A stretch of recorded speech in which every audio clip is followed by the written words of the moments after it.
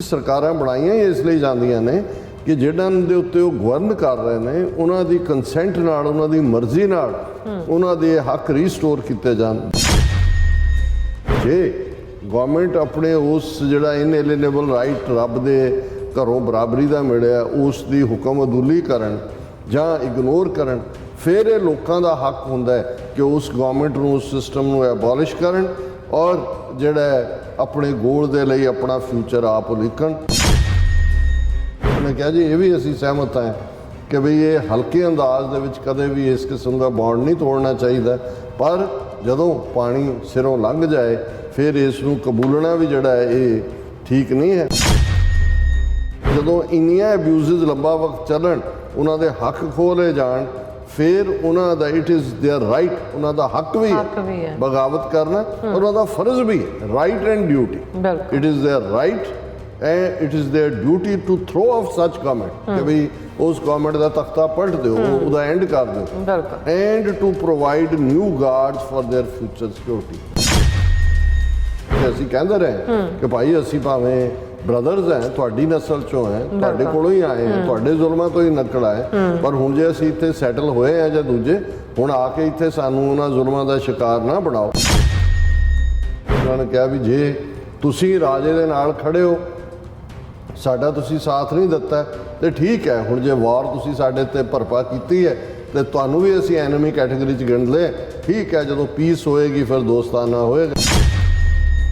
ਅਸੀਂ ਮੈਜੋਰਟੀ ਹਿੰਦੂਆਂ ਬਾਰੇ ਕਹਿੰਦੇ ਹਾਂ ਕਿ ਭਾਈ ਜੂਨ 84 ਹੋਇਆ, ਨਵੰਬਰ 84 ਹੋਇਆ, ਸਿੱਖਾਂ ਦੀ ਨਸਲਕੁਸ਼ੀ, ਤੁਸੀਂ ਕਿੱਥੇ ਹੋ?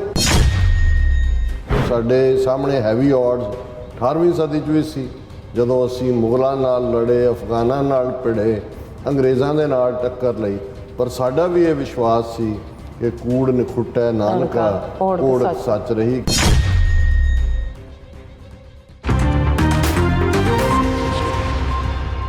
ਵਾਹਿਗੁਰੂ ਜੀ ਕਾ ਖਾਲਸਾ, ਵਾਹਿਗੁਰੂ ਜੀ ਕੀ ਫਤਿਹ। ਅਸਲਾਮ ਵਾਲੇਕਮ, ਆਦਾਬ, ਬਰਜ। ਮੈਂ ਹਾਂ ਤੁਹਾਡੀ ਹੋਸਟ ਨੀਲਮ ਕੌਰ ਤੇ ਮੈਂ TV 84 ਦੇ ਸਾਰੇ ਦਰਸ਼ਕਾਂ ਤੇ ਸਰੋਤਿਆਂ ਨੂੰ ਜੀ ਆਇਆਂ ਕਹਿੰਦੀਆਂ ਪ੍ਰੋਗਰਾਮ ਸੱਚੋ ਸੱਚ ਵਿੱਚ, ਜਿਹੜੇ ਇਸ ਪ੍ਰੋਗਰਾਮ ਨਾਲ ਦੇਸ਼ਾਂ ਵਿਦੇਸ਼ਾਂ ਤੋਂ ਜੁੜ ਚੁੱਕੇ ਨੇ। ਖਾਲਸਤਾਨ ਅਫੇਅਰ ਸੈਂਟਰ ਦੇ ਸੰਚਾਲਕ ਡਾਕਟਰ ਅਮਰਜੀਤ ਸਿੰਘ ਜੀ ਰੋਜ਼ਾਨਾ ਹੀ ਤਰ੍ਹਾਂ ਸਟੂਡੀਓ 'ਚ ਮੇਰੇ ਨਾਲ ਸ਼ਾਮਿਲ ਨੇ। ਆਓ ਉਹਨਾਂ ਨਾਲ ਗੱਲਬਾਤ ਕਰਕੇ ਅੱਜ ਦੇ ਐਮਿਸ਼ਨਸ ਉੱਪਰ ਉਹਨਾਂ ਤੋਂ ਉਹਨਾਂ ਦਾ ਤਜ਼ੀਆ ਜਾਣਦੇ ਹਾਂ।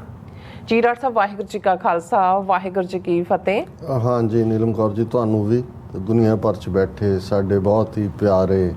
ਸੋਹਣੇ, ਸਿਆਣੇ TV 84 ਦੇ ਦਰਸ਼ਕਾਂ ਨੂੰ ਵੀ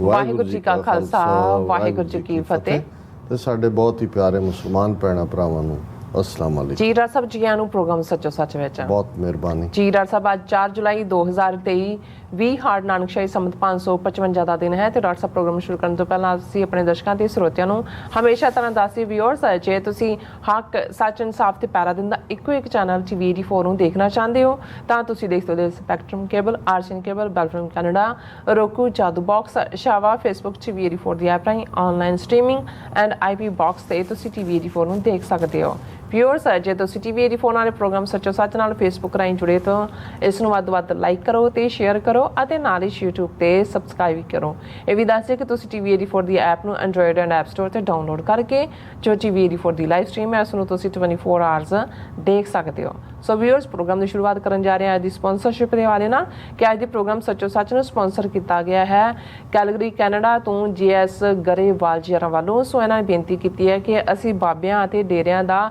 ਖਹਿੜਾ ਛੱਡੀਏ ਅਤੇ ਗੁਰੂ ਗ੍ਰੰਥ ਸਾਹਿਬ ਜੀ ਦੇ ਲੜ ਲੱਗੀਏ ਅਤੇ ਕੌਮੀ ਪੱਖ ਨੂੰ ਮੁੱਖ ਰੱਖਦਿਆਂ ਆਪਣਾ ਫਰਜ਼ ਪਹਿਚਾਨੀਏ ਤਾਂ ਜੋ ਅਸੀਂ ਕੌਮੀ ਘਾਟ ਦੀ ਪ੍ਰਾਪਤੀ ਕਰ ਸਕੀਏ ਔਰ ਖਾਲਸਾ ਜ਼ਿੰਦਾਬਾਦ ਵੀ ਉਹਨਾਂ ਨੇ ਕਿਹਾ। ਸੋ ਅੱਜ ਦੀ ਸਪਾਂਸਰਸ਼ਿਪ ਲਈ ਅਸੀਂ ਵੀਰ GS ਗਰੇਵਾਲ ਜੀ ਦਾ ਤਹਿ ਦਿਲ ਤੋਂ ਧੰਨਵਾਦ ਕਰਦੇ ਹਾਂ। ਤੁਹਾਨੂੰ ਵੀ ਅਪੀਲ ਤੇ ਬੇਨਤੀ ਕਰਦੇ ਹਾਂ ਕਿ ਤੁਸੀਂ ਪ੍ਰੋਗਰਾਮ ਸੱਚੋ ਸੱਚ ਨੂੰ ਵੱਧ ਤੋਂ ਵੱਧ ਸਪਾਂਸਰ ਕਰੋ। ਸਪਾਂਸਰਸ਼ਿਪ ਲਈ ਤੁਸੀਂ ਸਾਨੂੰ ਕਾਲ ਕਰ ਸਕਦੇ ਹੋ ਸਾਡੇ ਫੋਨ ਨੰਬਰ ਤੇ 5166619184, ਸੇਮ ਨੰਬਰ ਤੇ WhatsApp ਕਰ ਸਕਦੇ ਹੋ। ਤੁਸੀਂ ਸਾਨੂੰ ਈਮੇਲ ਵੀ ਕਰ ਸਕਦੇ ਹੋ info@tv84.tv ਤੇ। ਸੋ ਵਿਊਅਰਸ, ਪ੍ਰੋਗਰਾਮ ਦੀ ਸ਼ੁਰੂਆਤ ਕਰਾਂਗੇ ਮੁਬਾਰਕਬਾਦ ਦੇ ਨਾਲ ਕਿ ਜਿਸ ਤਰ੍ਹਾਂ ਕਿ ਅੱਜ 4 ਜੁਲਾਈ ਦਾ ਦਿਨ ਹੈ ਔਰ ਇਸ ਬਾਬਤ ਆਪਾਂ ਗੱਲਬਾਤ ਕਰਨ ਜਾ ਰਹੇ ਹਾਂ ਔਰ ਤੁਹਾਨੂੰ 4 ਜੁਲਾਈ ਦੀਆਂ ਲੱਖ ਲੱਖ ਮੁਬਾਰਕਾਂ। ਔਰ ਅੱਜ 4 ਜੁਲਾਈ ਦਾ ਦਿਨ ਜਿਹੜਾ ਹੈਗਾ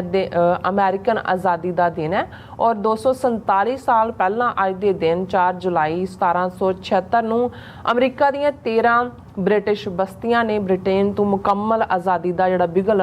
ਉਹ ਵਜਾਇਆ ਸੀ ਔਰ ਉਹਨਾਂ ਵੱਲੋਂ ਮੁਕੰਮਲ ਆਜ਼ਾਦੀ ਲਈ ਪਾਸ ਕੀਤਾ ਗਿਆ ਘੋਸ਼ਣਾ ਪੱਤਰ ਜਿਸ ਨੂੰ document of declaration of independence ਜਿਹੜਾ ਕਿਹਾ ਜਾਂਦਾ ਹੈ। ਸੋ ਇੱਕ ਇਤਿਹਾਸਿਕ ਦਸਤਾਵੇਜ਼ ਹੈ। ਸੋ ਅਮਰੀਕਨ ਆਜ਼ਾਦੀ ਘੋਸ਼ਣਾ ਪੱਤਰ ਅਤੇ ਖਾਲਿਸਤਾਨ ਸੰਘਰਸ਼ ਦੇ ਐਲਾਨਨਾਮੇ ਵਿੱਚ ਕਾਫੀ ਸਿਮਿਲੈਰਿਟੀਜ਼ ਨੇ,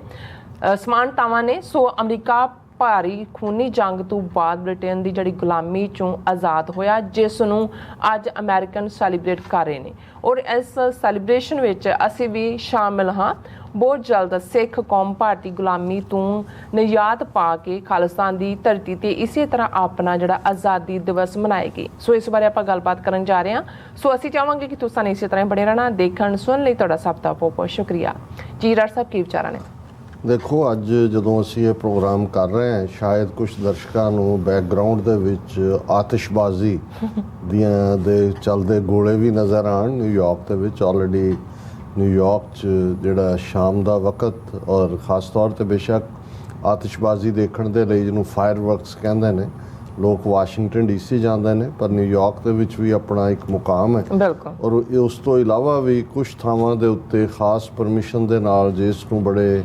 ਪ੍ਰੋਫੈਸ਼ਨਲ ਲੋਕ ਹੈਂਡਲ ਕਰਦੇ ਨੇ, ਆਤਿਸ਼ਬਾਜ਼ੀ ਕੀਤੀ ਜਾਂਦੀ ਹੈ। 4 ਜੁਲਾਈ ਇੱਕ ਸੈਲੀਬ੍ਰੇਸ਼ਨ ਦਾ ਦਿਨ ਹੈ, ਜਿਸ ਦਿਨ ਅਮਰੀਕਨ ਆਪਣੇ ਆਪ ਨੂੰ ਸੁਭਾਗੇ ਮਹਿਸੂਸ ਕਰਦੇ ਨੇ ਕਿ ਜਿਵੇਂ 247 ਸਾਲ ਪਹਿਲਾਂ ਜਿਹੜੀ ਆਜ਼ਾਦੀ ਦੀ ਲੜਾਈ ਦੀ ਸ਼ੁਰੂਆਤ, ਕਿਉਂਕਿ ਇਹਦੇ 'ਚ ਕੋਈ ਸ਼ੱਕ ਨਹੀਂ ਹੈ ਕਿ ਗੁਲਾਮ ਉਹ ਬਣਦਾ ਹੈ ਜੋ ਗੁਲਾਮ ਰਹਿਣਾ ਚਾਹੁੰਦਾ। ਜੋ ਗੁਲਾਮ ਨਹੀਂ ਰਹਿਣਾ ਚਾਹੁੰਦਾ ਉਹਨੂੰ ਕੋਈ ਨਹੀਂ ਗੁਲਾਮ ਬਣਾ ਸਕਦਾ। ਫਿਰ ਵੀ ਇੱਕ ਸਥਿਤੀ ਹੁੰਦੀ ਹੈ ਕਿ ਜਦੋਂ ਤੁਸੀਂ ਕਿਸੇ ਦੇ ਪ੍ਰਭਾਵ ਨੂੰ ਜਾਂ ਕਿਸੇ ਦੇ ਹਾਕਮ ਪੁਣੇ ਨੂੰ ਕਬੂਲਦੇ ਹੋ ਕਿ ਚਲੋ ਕੋਈ ਨਹੀਂ, ਵਕਤ ਗੁਜ਼ਰ ਰਿਹਾ, ਪਰ ਜਦੋਂ ਅੱਤ ਹੋ ਜਾਂਦੀ ਹੈ, ਜਿਹਨੂੰ ਅਸੀਂ ਪੰਜਾਬੀ 'ਚ ਕਹਿੰਦੇ ਹਾਂ ਕਿ ਪਾਣੀ ਜਿਹੜਾ ਸਿਰ ਤੋਂ ਲੰਘ ਜਾਂਦਾ ਹੈ, ਤੇ ਫਿਰ ਇਹ ਹੁੰਦਾ ਹੈ ਕਿ ਭਾਈ ਹੁਣ ਕਰੋ ਜਾਂ ਮਰੋ, ਹੁਣ ਅਸੀਂ ਇਸ ਗੁਲਾਮੀ 'ਚ ਨਹੀਂ ਰਹਿਣਾ। ਅਮਰੀਕਾ ਦੀ ਆਪਣੀ ਦਿਲਚਸਪ ਹਿਸਟਰੀ ਹੈ। ਬਹੁਤ ਸਾਰਿਆਂ ਨੂੰ ਕੋਲੰਬਸ ਦਾ ਨਾਂ ਯਾਦ ਹੈ ਕਿ 1492 ਦੇ ਵਿੱਚ ਜਦੋਂ ਉਸਨੇ ਨਿਊ ਵਰਲਡ, ਕਿਉਂਕਿ ਉਦੋਂ ਤੱਕ ਯੂਰਪੀਅਨਸ ਦੇ ਲਈ ਉਹਨਾਂ ਦੀ ਦੁਨੀਆ ਯੂਰਪ ਸੀ, ਜਾਂ ਧਰਤੀ ਰਾਹੀਂ ਜਿੱਥੋਂ ਤੱਕ ਉਹ ਪਹੁੰਚ ਸਕਦੇ ਸੀ, ਭਾਰਤ ਤੱਕ ਵੀ ਪਹੁੰਚ ਜਾਂਦੇ ਸੀ। ਇਹ ਨਹੀਂ ਹੈ ਵੀ ਕੋਲੰਬਸ ਜੇ ਭਾਰਤ ਨੂੰ ਲੱਭਣ ਤੁਰਿਆ ਤੇ ਉਸ ਤੋਂ ਪਹਿਲਾਂ ਭਾਰਤ ਬਾਰੇ ਜਾਂ ਉਸ ਖਿੱਤੇ ਬਾਰੇ ਉਹਨਾਂ ਨੂੰ ਪਤਾ ਨਹੀਂ ਸੀ। ਉਹ ਧਰਤੀ ਰਾਹੀਂ ਸੀ, ਕਿਉਂਕਿ ਅਸੀਂ ਦੇਖਦੇ ਹਾਂ ਯੂਰਪ, ਟਰਕੀ ਦੇ ਨਾਲ ਫਿਰ ਸੈਂਟਰਲ ਏਸ਼ੀਆ, ਫਿਰ ਅਫਗਾਨਿਸਤਾਨ ਔਰ ਸਾਡੇ ਜਿਹੜਾ 5 ਦਰਿਆਵਾਂ ਦੀ ਧਰਤੀ, ਔਰ ਫਿਰ ਸਾਊਥ 'ਚ ਤੁਸੀਂ ਦੇਖਦੇ ਹੋ ਕਿ ਵੀ ਉਸ ਦੀ ਇੱਕ ਲੈਂਡ ਮਾਸ 'ਚ ਦੀ ਕੰਟੀਨਿਊਟੀ ਸੀ। ਲੇਕਿਨ ਇਹ ਲੰਬਾ ਜ਼ੋਖਮ ਭਰਿਆ, ਕੋਈ ਸੜਕਾਂ ਤਾਂ ਨਹੀਂ ਸੀ ਬਣੀਆਂ ਹੋਈਆਂ। ਔਰ ਜਿਹੜਾ ਵੀ ਟ੍ਰੇਡ, ਕਿਉਂਕਿ ਯੂਰਪੀਅਨ ਵੀ ਟ੍ਰੇਡਰ ਸੀ ਔਰ ਉਸ ਖਿੱਤੇ ਦੇ ਵਿੱਚ ਵੀ, ਜਾਂ ਚੀਨੀ ਵਪਾਰੀ ਵੀ, ਜਾਂ ਦੂਸਰੀਆਂ ਸੱਭਿਅਤਾਵਾਂ ਵਾਲੇ ਵੀ, ਉਹ ਵਪਾਰ ਲੈਂਡ ਰਾਹੀਂ ਹੁੰਦਾ ਸੀ। ਔਰ ਯੂਰਪ ਦੇ ਵਿੱਚ ਜਦੋਂ ਇਹਨਾਂ ਦੀ ਨੇਵਲ ਫੋਰਸ, ਜਾਂ ਇਹ ਕਹੋ ਕਿ ਸਮੁੰਦਰੀ ਬੇੜੇ, ਜਾਂ ਇਹਨਾਂ ਦੇ ਕੋਲ ਟੈਕਨੀਕ ਆਈ ਕਿ ਚੰਗੇ ਬੇੜੇ ਬਣਾ ਸਕਦੇ ਸੀ ਜਿਹੜੇ ਲੰਬਾ ਵਕਤ ਸਮੁੰਦਰ 'ਚ ਰਹਿ ਸਕਦੇ ਸੀ, ਫਿਰ ਇਹ ਇੱਕ ਦੌੜ ਸ਼ੁਰੂ ਹੋਈ। ਸਪੇਨ, ਫਰਾਂਸ, ਫਿਰ ਫਰੈਂਚ, ਫਿਰ ਨਾਰਵੀਜੀਅਨਸ, ਬ੍ਰਿਟਿਸ਼ਰ ਔਰ ਦੂਸਰੇ ਅੱਡ ਜਿਹੜੇ ਨੇ ਉਹਨਾਂ ਵੱਲੋਂ, ਕਿ ਕਿਵੇਂ ਉਹ ਸਮੁੰਦਰੀ ਰਸਤੇ ਰਾਹੀਂ ਜਿਹੜਾ ਹੈ ਉਹ ਉਹਨਾਂ ਥਾਵਾਂ 'ਤੇ ਪਹੁੰਚਣ, ਉਹਦੇ 'ਤੇ ਜਿਹੜਾ ਵਪਾਰ ਕਰਨ ਔਰ ਆਪਣੇ ਆਪ ਨੂੰ ਵੀ ਔਰ ਆਪਣੇ ਮੁਲਕ ਨੂੰ ਵੀ ਅਮੀਰ ਬਣਾਉਣ। ਸੋ ਉਸੇ ਦੌੜ ਦੇ ਵਿੱਚ ਕੋਲੰਬਸ, ਜਿਹੜਾ ਜਿਸ ਦੀ ਐਕਸਪੀਡੀਸ਼ਨ ਨੂੰ ਸਪੇਨ ਦੀ ਰਾਣੀ ਨੇ ਫਾਈਨੈਂਸ ਕੀਤਾ ਸੀ,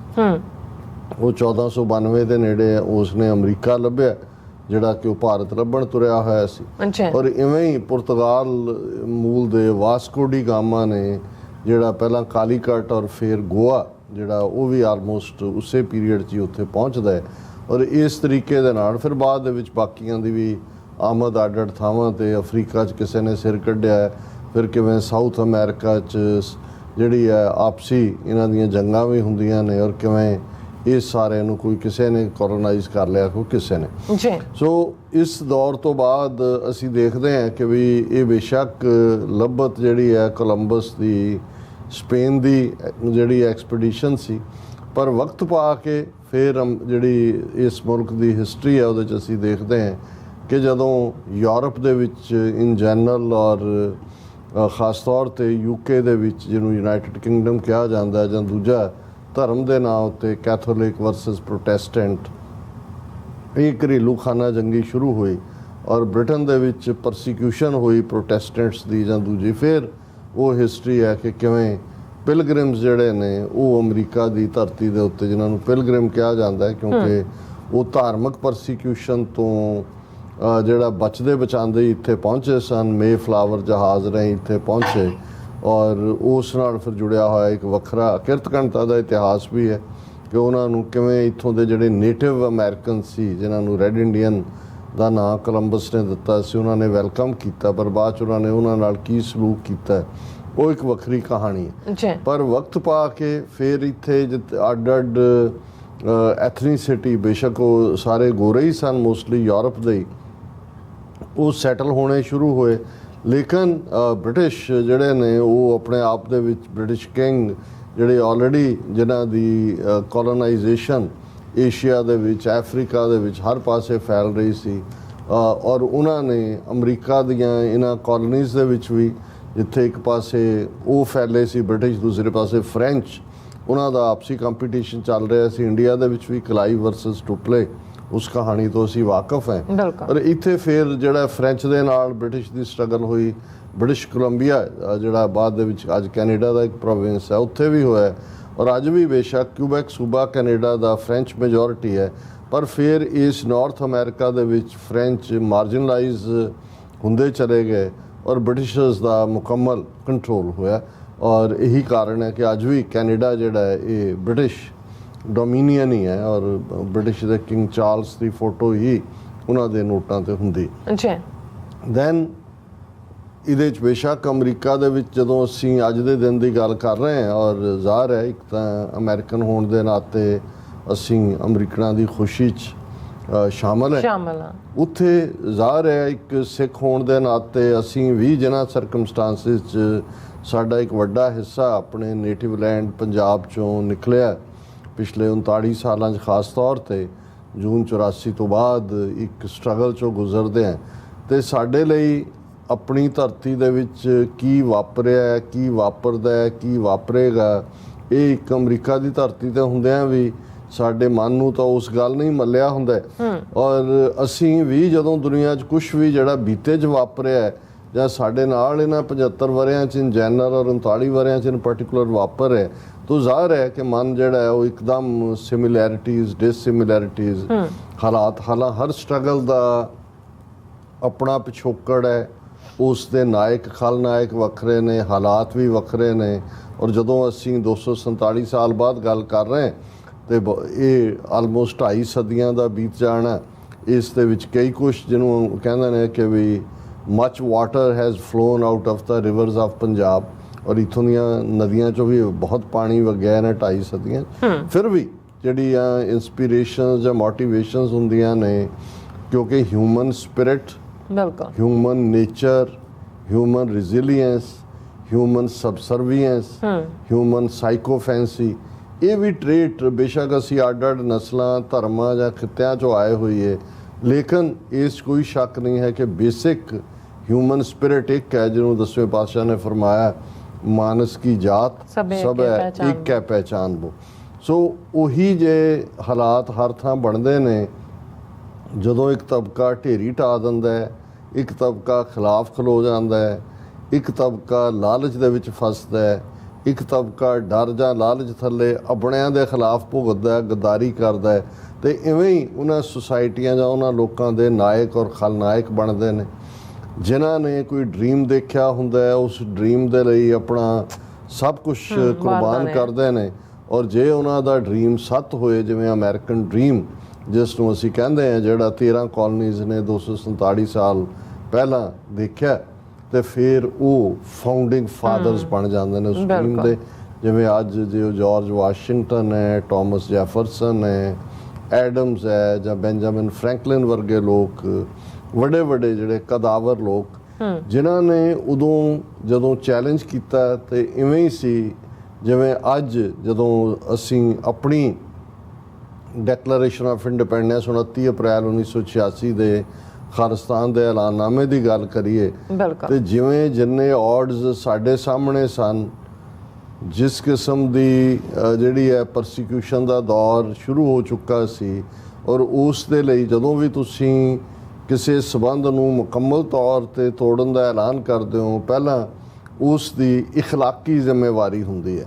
ਕਿ ਵੀ ਤੁਸੀਂ ਐਕਸਪਲੇਨ ਕਰੋ ਕਿ ਵੀ ਤੁਸੀਂ ਨਾਲ ਰਹਿ ਰਹੇ ਸੀ। ਹਾਲਾਂ ਉਹੀ 13 ਬਸਤੀਆਂ ਜਿਨ੍ਹਾਂ ਦੇ ਨੁਮਾਇੰਦਿਆਂ ਨੇ ਥਾਮਸ ਜੈਫਰਸਨ ਦੀ ਲਿਖੀ ਆਜ਼ਾਦੀ ਘੋਸ਼ਣਾ ਪੱਤਰ ਦੀ ਪ੍ਰਵਾਨਗੀ ਫਿਲਾਡੈਲਫੀਆ ਪੈਨਸਿਲਵੇਨੀਆ ਦੇ ਵਿੱਚ ਅੱਜ ਦੇ ਦਿਨ ਦਿੱਤੀ, ਉਹ ਪਹਿਲਾਂ ਗਵਰਨ ਤਾਂ ਹੋ ਰਹੇ ਸੀ, ਉਹਨਾਂ ਬ੍ਰਿਟਿਸ਼ ਹੀ ਉਹਨੂੰ ਰੂਲ ਕਰਦੇ ਸੀ, ਆਪਣੇ ਲੈਜਿਸਲੇਚਰ ਵੀ ਸੀ, ਉਹਨਾਂ ਸਟੇਟਾਂ ਦੇ ਆਪਣੇ ਹਕੂਕ ਵੀ ਸੀ। ਲੇਕਿਨ ਜਦੋਂ ਤੁਸੀਂ ਕਾਫੀਆ ਕੱਸਦੇ ਚਲੇ ਜਾਓ, ਟੈਕਸ ਤੇ ਟੈਕਸ ਲਾਈ ਜਾਓ, ਆਜ਼ਾਦੀਆਂ ਖੋਹ ਲਓ ਔਰ ਇਵੇਂ ਦਾ ਬਿਹੇਵ ਕਰੋ ਜਿਹੜਾ ਕਿ ਇੱਕ ਗੁਲਾਮਾਨਾ ਔਰ ਜ਼ਲੀਲ ਕਰਨ ਵਾਲਾ ਹੈ, ਤਾਂ ਫਿਰ ਇੱਕ ਸਟੇਜ ਆਉਂਦੀ ਹੈ ਕਿ ਇਨਫ ਇਜ਼ ਇਨਫ ਦੇ ਥੱਲੇ ਉਸ ਤੋਂ ਛੁਟਕਾਰਾ ਪਾਉਣ ਦੀ ਲਾਈਨ ਹੁੰਦੀ ਹੈ। ਔਰ ਮੇਰੇ ਸਾਹਮਣੇ ਜਿਹੜਾ ਡੈਕਲੇਰੇਸ਼ਨ ਆਫ ਇੰਡੀਪੈਂਡੈਂਸ ਦੇ ਡਾਕੂਮੈਂਟ ਦੀ ਟਰਾਂਸਕ੍ਰਿਪਟ ਹੈ, ਇਹ ਅੱਜ ਇੱਕ ਹਿਸਟੋਰੀਕਲ ਡਾਕੂਮੈਂਟ ਹੈ ਜਿਹੜਾ ਕਿ ਓਰੀਜਨਲ ਜਦੋਂ ਥਾਮਸ ਹੈ ਉਹਦੇ ਤੇ ਕੱਟਵੱਡ ਵੀ ਕੀਤੀ ਹੋਈ ਸੀ, ਕਿਤੇ ਕੌਮਾ ਬਦਲਿਆ, ਕਿਤੇ ਦੂਜਾ ਬਦਲਿਆ, ਸੋ ਉਹਦੀ ਓਰੀਜਨੈਲਿਟੀ ਨੂੰ ਵੀ ਸਾਬਤ ਕਰਦਾ ਹੈ। ਔਰ ਇਹ ਜਿਹੜਾ ਇਸ ਵੇਲੇ original document rotunda national archives museum ਦੇ ਵਿੱਚ ਪਿਆ ਹੋਇਆ, ਔਰ ਇਹ ਉਸ ਦੀਆਂ ਜਿਹੜੀਆਂ ਨੇ ਟਰਾਂਸਕ੍ਰਿਪਟਸ ਤਾਂ ਕਿੰਨੀਆਂ ਜ਼ਬਾਨਾਂ ਦੇ ਵਿੱਚ ਜਿਹੜੀਆਂ ਨੇ ਉਹ ਟਰਾਂਸਲੇਟ ਹੋਈਆਂ ਨੇ, ਕਿੰਨਿਆਂ ਨੂੰ ਉਹਨਾਂ ਨੇ ਇੰਸਪਾਇਰ ਕੀਤਾ। ਔਰ ਮੈਂ ਜਦੋਂ ਸਿਮਿਲੈਰਿਟੀਜ਼ ਦੀ ਗੱਲ ਕਰਦਾ, ਵੈਸੇ ਵੀ ਜਦੋਂ ਅਸੀਂ ਸਿੱਖ ਹਿਸਟਰੀ 'ਚ ਵੀ 4 ਜੁਲਾਈ ਦਾ ਦਿਨ ਦੇਖਦੇ ਹਾਂ ਤੇ 2 ਇੰਪੋਰਟੈਂਟ ਇਵੈਂਟਸ ਇਹਦੇ ਨਾਲ ਜੁੜੀਆਂ ਹੋਈਆਂ ਨੇ। 4 ਜੁਲਾਈ 1955 ਨੂੰ ਜਦੋਂ ਕਿ ਭੀਮ ਸੈਨ ਸੱਚਰ ਪੰਜਾਬ ਦਾ ਚੀਫ ਮਿਨਿਸਟਰ ਸੀ, ਪੰਜਾਬੀ ਸੂਬਾ ਜ਼ਿੰਦਾਬਾਦ ਨਾਰੇ ਦੇ ਉੱਤੇ ਵੀ ਪਾਬੰਦੀ ਲਾਈ ਹੋਈ ਸੀ, ਫਿਰ ਵੀ ਹਜ਼ਾਰਾਂ ਸਿੱਖ ਦਰਬਾਰ ਸਾਹਿਬ, ਅਕਾਲ ਤਖਤ ਸਾਹਿਬ, ਮੰਜੀ ਸਾਹਿਬ ਇਕੱਠੇ ਹੁੰਦੇ ਸੀ ਤੇ ਨਹਿਰੂ ਦੀ ਖੁਸ਼ਾਮਦ ਦੇ ਲਈ ਭੀਮ ਸੈਨ ਸੱਚਰ ਨੇ ਉਸ ਵੇਲੇ ਜਿਹੜਾ ਅੰਮ੍ਰਿਤਸਰ ਦਾ SSP ਅਸ਼ਵਨੀ ਕੁਮਾਰ, ਪੱਕਾ ਆਰੀਆ ਸਮਾਜੀ, ਜਿਹਨੇ ਬਾਅਦ 'ਚ ਕੈਰੋਂ ਦਾ ਮਰਡਰ ਵੀ ਮਾਸਟਰਮਾਈਂਡ ਕੀਤਾ,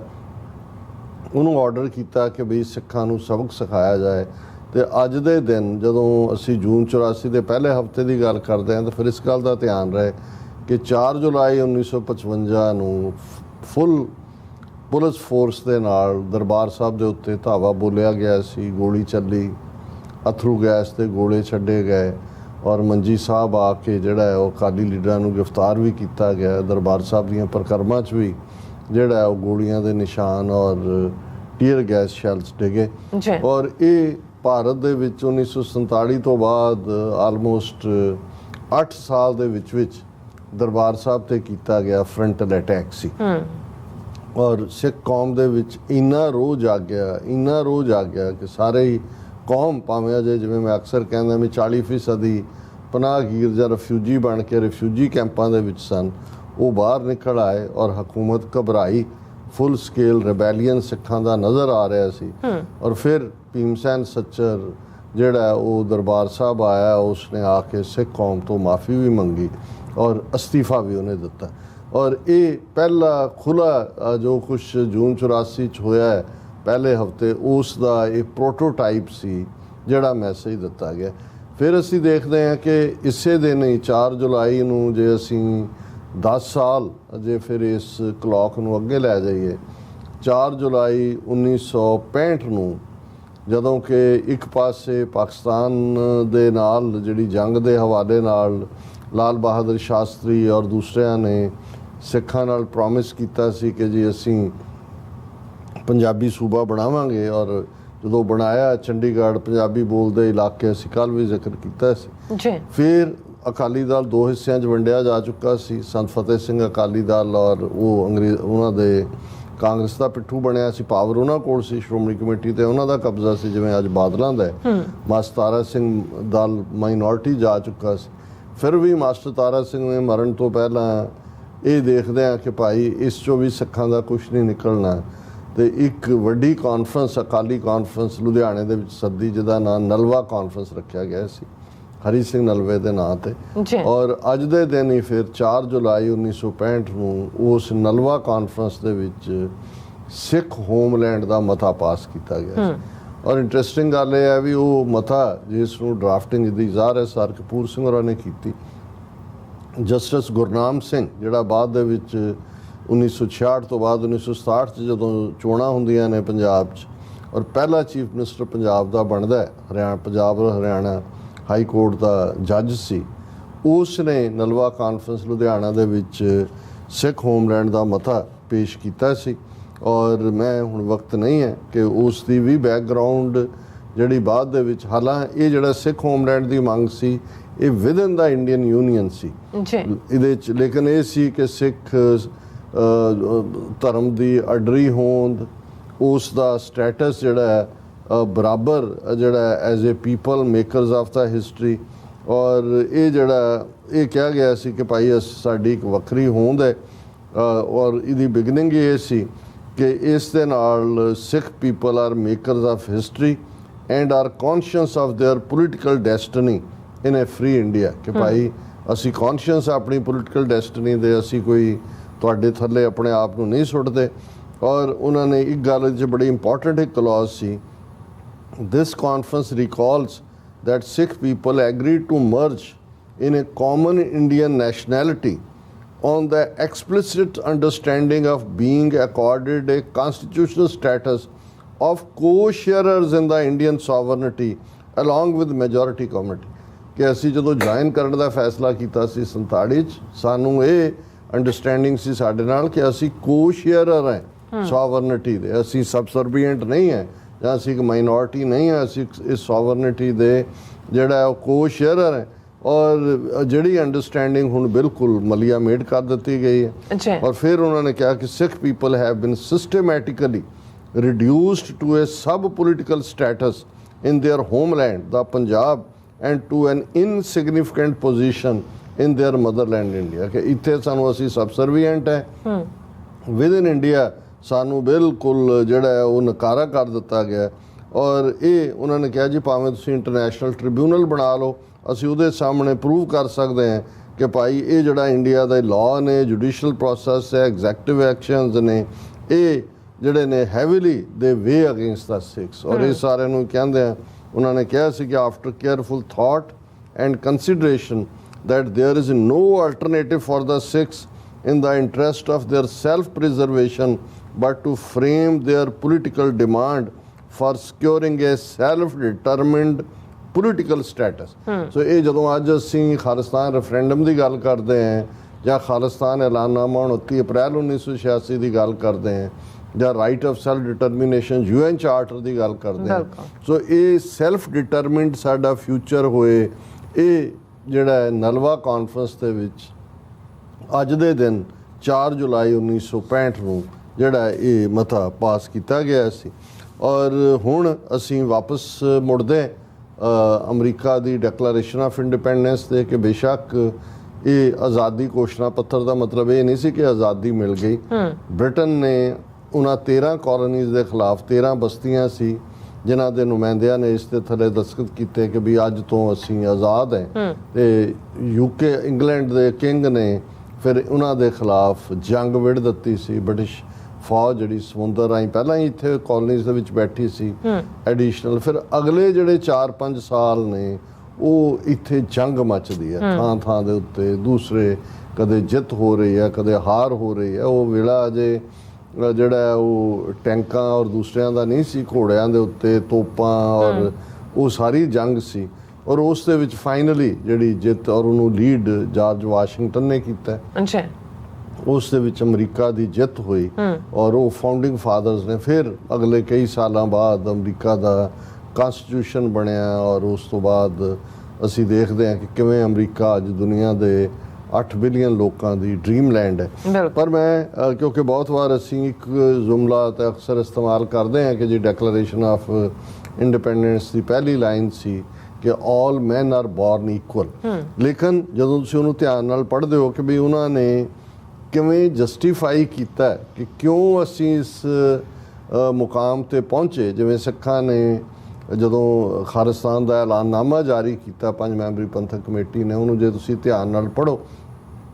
ਤੇ ਉਹ ਉਸ ਸਾਰੀ ਜੋ ਸਾਡੇ ਨਾਲ ਧੋਖਾਧੜੀ ਹੋਈ, ਜੋ ਸਾਡਾ ਹੱਕ ਸੀ, ਕਿਵੇਂ ਸਾਡੇ ਉੱਤੇ ਜਿਹੜੀ ਆ ਪਰਸੀਕਿਊਸ਼ਨ ਔਰ ਜੈਨੋਸਾਈਡ ਥੋਪਿਆ ਗਿਆ ਔਰ ਇਹ ਕਿਹਾ ਵੀ ਇਹਨਾਂ ਹਾਲਾਤਾਂ ਦੇ ਵਿੱਚ ਸਿੱਖ ਕੌਮ ਜਿਹੜੀ ਆਪਣੀ ਆਜ਼ਾਦੀ ਦਾ ਐਲਾਨ ਕਰਦੀ ਹੈ। ਇਸ ਡਾਕੂਮੈਂਟ 'ਚ ਬੜਾ ਖੂਬਸੂਰਤ ਡਾਕੂਮੈਂਟ ਹੈ। ਹਾਲਾਂ ਜਿਹੜੀ ਲਿਸਟ ਹੈ ਡਿਸਕ੍ਰਿਮੀਨੇਸ਼ਨਸ ਦੀ ਕਿ ਕੀ ਹੋਇਆ ਉਹਨੂੰ ਤੁਸੀਂ ਪੜ੍ਹੋ ਤੇ ਉਹਦੇ ਸਾਹਮਣੇ ਕੁਝ ਵੀ ਨਹੀਂ ਹੈ ਜੋ ਸਿੱਖਾਂ ਦੇ ਨਾਲ ਹੋਇਆ ਜਾਂ ਹੋ ਰਿਹਾ। ਲੇਕਿਨ ਉਹਨਾਂ ਨੇ ਜਿਸ ਮੋਰਲ ਇਖਲਾਕੀ ਔਰ ਪੋਲੀਟੀਕਲ ਔਰ ਸਪਿਰਿਚੁਅਲ ਗਰਾਊਂਡ ਦੇ ਉੱਤੇ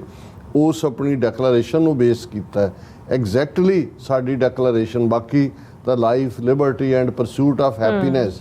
ਇਹ ਤਾਂ ਹੈ ਹੀ ਆ। ਤੁਸੀਂ ਜਦੋਂ ਰੋਜ਼ਾਨਾ ਹੱਕ ਸੱਚ ਇਨਸਾਫ ਦਾ ਚੈਨਲ ਕਹਿੰਦੇ ਹੋ ਤੇ ਇਹ ਹੱਕ ਵੀ ਰੱਬ ਹੈ, ਸੱਚ ਵੀ ਰੱਬ ਚੋਂ ਨਿਕਲਦਾ ਹੈ, ਇਨਸਾਫ ਵੀ ਉਹਦੇ ਚੋਂ ਨਿਕਲਦਾ ਹੈ। ਸੋ ਇਹਨਾਂ ਦੀ ਬਿਗਨਿੰਗ ਵੀ ਇਵੇਂ ਹੀ ਹੁੰਦੀ ਹੈ। The unanimous declaration of 13 United States of America, when in the course of human events it becomes necessary for one people to dissolve the political bands which have connected them with one another and to assume among the powers of the earth the separate and equal station to which the laws of nature and of nature's God entitle them, a decent respect to the opinions of mankind requires that they should declare the causes which impel them to the separation। ਇਹ ਬੜਾ ਖੂਬਸੂਰਤ ਹੈ ਕਿ ਵੀ ਜਦੋਂ ਇਨਸਾਨੀ ਇਤਿਹਾਸ ਦੇ ਵਿੱਚ ਇਸ ਕਿਸਮ ਦਾ ਕੁਝ ਸਮਾਂ ਬਣ ਜਾਂਦਾ ਹੈ ਜਿੱਥੇ ਲੋਕ ਮਹਿਸੂਸ ਕਰਦੇ ਨੇ ਕਿ ਵੀ ਹੁਣ ਇਹ ਸਾਂਝ ਪੁੱਗਣੀ ਨਹੀਂ ਹੈ, ਇਹ ਬੈਂਡ ਸਾਂਝ ਦਾ ਡਿਜ਼ੋਲਵ ਕਰਨਾ ਪੈਣਾ ਜਿਹਨੇ ਇੱਕ ਦੂਸਰੇ ਨਾਲ ਬੰਨ੍ਹਿਆ ਹੋਇਆ ਸੀ। ਤੇ ਕਿਉਂਕਿ ਜਿਹੜਾ ਰੱਬ ਦਾ ਕਾਨੂੰਨ ਹੈ, ਲਾਅ ਆਫ ਨੇਚਰ ਹੈ, ਉਹ ਵੀ ਉਹਨਾਂ ਨੂੰ ਖੁਦ ਮੁਖਤਿਆਰ ਹੋਣ ਦਾ ਹੱਕ ਦਿੰਦਾ ਹੈ। ਫਿਰ ਇਹ ਇੱਕ ਫਰਜ਼ ਹੁੰਦਾ ਹੈ ਡੀਸੈਂਟ ਮੈਨਕਾਈਂਡ ਦੇ ਨਾਤੇ ਕਿ ਅਸੀਂ ਉਹ ਕਾਜ਼ ਨੂੰ ਸਪੈਲ ਆਊਟ ਕਰੀਏ ਜਿਹਦੇ ਕਰਕੇ ਅਸੀਂ ਚਾਹੁੰਦੇ ਹਾਂ ਕਿ ਵੀ ਅਸੀਂ ਹੁਣ ਤੁਹਾਡੇ ਨਾਲ ਨਹੀਂ ਰਹਿਣਾ। We hold these truths to be self-evident that all men are created equal, that they are endowed by their creator with certain unalienable rights, that among these are life, liberty and the pursuit of happiness। ਇਹ ਸੱਚਾਈਆਂ ਆਪਣੇ ਆਪਣੇ ਮੂੰਹੋਂ ਬੋਲਦੀਆਂ ਨੇ, self evident ਨੇ ਕਿ ਰੱਬ ਨੇ ਹਰ ਇੱਕ ਨੂੰ ਬਰਾਬਰ ਬਣਾਇਆ। ਇਹ ਕਿਸੇ ਕੋਲ ਕੋਈ ਹੱਕ ਨਹੀਂ ਕਿ ਕੋਈ ਕਿਸੇ ਦੇ ਉੱਤੇ ਰਾਜ ਕਰੇ, ਕੋਈ ਕਿਸੇ ਦੇ ਹੱਕ ਖੋਏ। ਇਹ ਰੱਬ ਨੂੰ ਕਬੂਲ ਨਹੀਂ ਹੈ ਕਿਉਂਕਿ ਜਦੋਂ ਅਸੀਂ ਵੀ ਖਾਲਿਸਤਾਨ ਦੀ ਸਟਰਗਲ ਨੂੰ ਹੱਕ ਸੱਚ ਇਨਸਾਫ ਦੀ ਸਟਰਗਲ ਕਹਿੰਦੇ ਹਾਂ ਕਿਉਂਕਿ ਅਲਟੀਮੇਟਲੀ ਰੱਬ ਦਾ ਅਦਲ ਹੈ ਕਿ ਜੇ ਰੱਬ ਨੇ ਏਕ ਨੂਰ ਤੇ ਸਭ ਜਗ ਉਪਜਿਆ ਕੌਣ ਭਲੇ ਕੋ ਮੰਦੇ ਤੇ ਕਿਸੇ ਕੋਲ ਕੋਈ ਹੱਕ ਨਹੀਂ ਹੈ ਕਿ ਕੋਈ ਕਿਸੇ ਦੇ ਆਰਥਿਕ, ਧਾਰਮਿਕ, ਇਤਿਹਾਸਕ, ਸਮਾਜਿਕ ਉਸ ਦੇ ਵਿਰਾਸਤੀ ਹੱਕਾਂ ਨੂੰ ਖੋਏ। ਇਹ ਇਸ ਦੀ ਸਪਿਰਿਟ ਸੀ ਕਿ ਭਾਈ ਇਹ ਰੱਬ ਨੇ ਜਿਹੜਾ ਸਾਨੂੰ ਲਾਈਫ, ਲਿਬਰਟੀ ਔਰ ਪਰਸੂਟ ਆਫ ਹੈਪੀਨੈਸ ਦਿੱਤਾ ਹੈ। that to secure these rights governments are instituted among men deriving their just powers from the consent of the governed। ਉਹਨੇ ਕਿਹਾ ਜੀ ਸਰਕਾਰਾਂ ਬਣਾਈਆਂ ਹੀ ਇਸ ਲਈ ਜਾਂਦੀਆਂ ਨੇ ਕਿ ਜਿਹਨਾਂ ਦੇ ਉੱਤੇ ਉਹ ਗਵਰਨ ਕਰ ਰਹੇ ਨੇ ਉਹਨਾਂ ਦੀ ਕੰਸੈਂਟ ਨਾਲ, ਉਹਨਾਂ ਦੀ ਮਰਜ਼ੀ ਨਾਲ ਉਹਨਾਂ ਦੇ ਹੱਕ ਰੀਸਟੋਰ ਕੀਤੇ ਜਾਣ। that whenever any form of government becomes destructive of these ends, it is the right of the people to alter or to abolish it and to institute new government, laying its foundations on such principles and organizing its powers in such form as to them shall seem more likely to affect their safety and happiness। ਉਹਨਾਂ ਨੇ ਕਿਹਾ ਜੇ government ਆਪਣੇ ਉਸ ਜਿਹੜਾ ਇਨਐਲੀਨੇਬਲ right ਰੱਬ ਦੇ ਘਰੋਂ ਬਰਾਬਰੀ ਦਾ ਮਿਲਿਆ ਉਸ ਦੀ ਹੁਕਮ ਅਦੂਲੀ ਕਰਨ ਜਾਂ ਇਗਨੋਰ ਕਰਨ, ਫਿਰ ਇਹ ਲੋਕਾਂ ਦਾ ਹੱਕ ਹੁੰਦਾ ਹੈ ਕਿ ਉਸ ਗਵਰਨਮੈਂਟ ਨੂੰ, ਉਸ ਸਿਸਟਮ ਨੂੰ ਐਬੋਲਿਸ਼ ਕਰਨ ਔਰ ਜਿਹੜਾ ਆਪਣੇ ਗੋਲ ਦੇ ਲਈ ਆਪਣਾ ਫਿਊਚਰ ਆਪ ਉਲੀਕਣ। ਪ੍ਰੂਡੈਂਸ ਇਨਡੀਡ will dictate that governments long established should not be changed for light and transient causes, and accordingly all experience hath shown that mankind are more disposed to suffer while evils are sufferable than to right themselves by abolishing the forms to which they are accustomed। ਉਹਨੇ ਕਿਹਾ ਜੀ ਇਹ ਵੀ ਅਸੀਂ ਸਹਿਮਤ ਹਾਂ ਕਿ ਬਈ ਇਹ ਹਲਕੇ ਅੰਦਾਜ਼ ਦੇ ਵਿੱਚ ਕਦੇ ਵੀ ਇਸ ਕਿਸਮ ਦਾ ਬੌਂਡ ਨਹੀਂ ਤੋੜਨਾ ਚਾਹੀਦਾ, ਪਰ ਜਦੋਂ ਪਾਣੀ ਸਿਰੋਂ ਲੰਘ ਜਾਏ ਫਿਰ ਇਸ ਨੂੰ ਕਬੂਲਣਾ ਵੀ ਜਿਹੜਾ ਹੈ ਇਹ ਠੀਕ ਨਹੀਂ ਹੈ।